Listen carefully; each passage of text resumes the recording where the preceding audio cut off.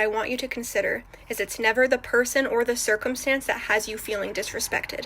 You already have thoughts and you already take certain actions that warrant you feeling disrespected. And I say that because there isn't a thing or a person on this planet that can actually force you to have a reaction. Your reactions start in your head with your thoughts and your perceptions about those people and about those circumstances.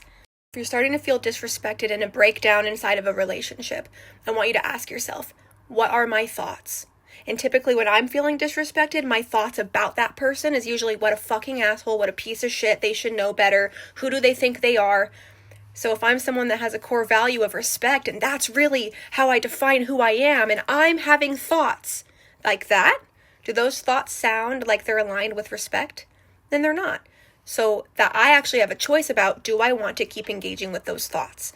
Because if those thoughts aren't aligned with my own core value of respect and I'm thinking them, that's out of alignment. So I can actually choose to stop engaging with those thoughts in a moment.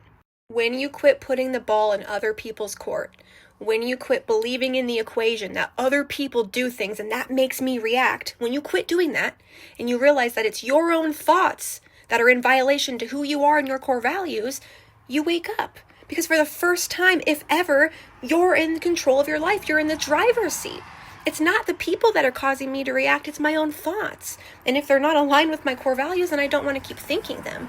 So in a moment, you can actually choose to stop engaging with that thought. And what actually gets created is a moment of pause, a moment of clarity, and now you actually have a choice about how you want to think about them. And when you choose to think about them in a way that is aligned with respect, like, wow, this person has gone through a lot. They have a lot of their own stuff. Of course, they're going to be talking to me like that and doing that. So now you get to be somebody in that moment who's big enough to actually show up. You might even give them access to something that you would have never thought possible because you would have been stuck being a victim of their disrespect. Other people react out of their own trauma, their own lifestyles, their own thoughts, their own actions. A lot of people don't even know that they're doing it.